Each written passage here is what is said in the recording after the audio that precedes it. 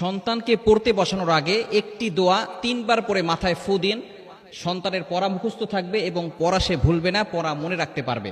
আমাদের ভিতরে অনেক সময় দেখা যাচ্ছে সন্তান পড়ে কিন্তু পড়া মুখস্থ হয় না। এই বিষয়ে আমাদের কিছু খেয়াল রাখা দরকার যে সন্তান কিভাবে পড়তেছে এই বিষয়গুলো তাকে বলে দেওয়া, এবং বিশেষ করে কোন সময়টা পড়তেছে এই বিষয়টাকে খেয়াল করা।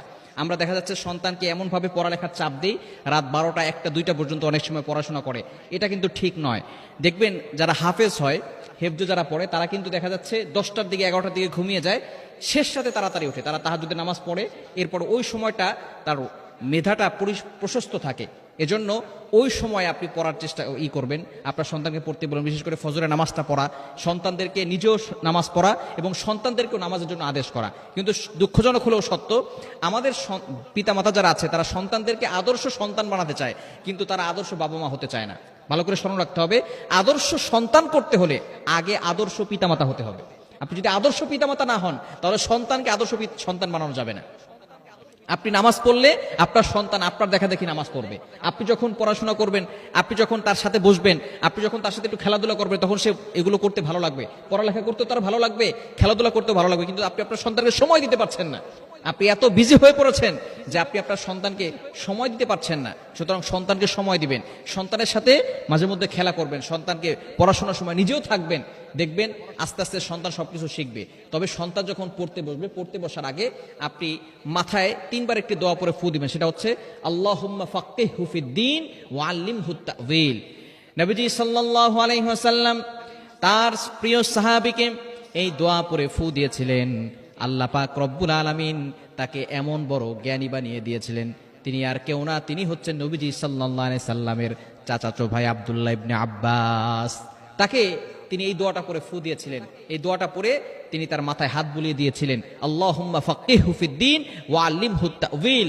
আল্লাহ পাক রব্বুল আলামিন আব্দুল্লাহ ইবনে আব্বাসকে এত বড় মুফাসসির বানিয়েছেন, বর্তমানে তাকে রাইসুল মুফাসসিরিন বলা হয়। তাকে রাইসুল মুফাসসিরিন অর্থাৎ মুফাসসিরদের মাথা হচ্ছেন তিনি। নবীজি সাল্লাল্লাহু আলাইহি সাল্লামের পরে সবচেয়ে বেশি কোরআন যিনি বুঝেছেন তিনি হচ্ছেন এই আব্দুল্লাহ ইবনে আব্বাস।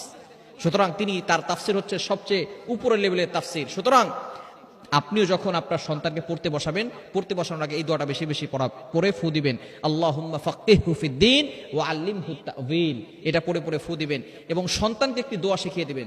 সেটা নবীজি সাল্লাল্লাহু আলাইহি ওয়াসাল্লাম এই দোয়াটা করতেন। এটা হচ্ছে রব্বি জিদনি ইলমা, রব্বি জিদনি ইলমা।